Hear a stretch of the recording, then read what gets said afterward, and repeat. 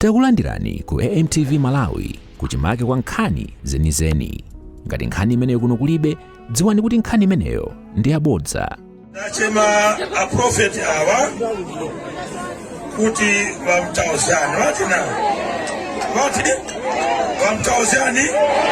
vamtauzani masomera a prophet awa a prophet wakuti matauze vantu microphone ya. Okay, first of all, I want to thank God because of this visitor. Yeah. God has sent the visitor with a purpose. Yeah. This is the angel of God. So we privilege today at our district Chitipa. We are very lucky. We thank you, our Papa, and I'm very happy to see my prophet Agabus.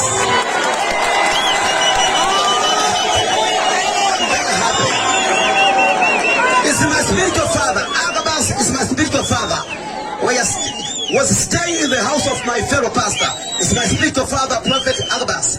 And also me, I'm great. I'm not simple, I'm great. I'm also thank God because my father is speaking each and every day. Media one. The God bless you.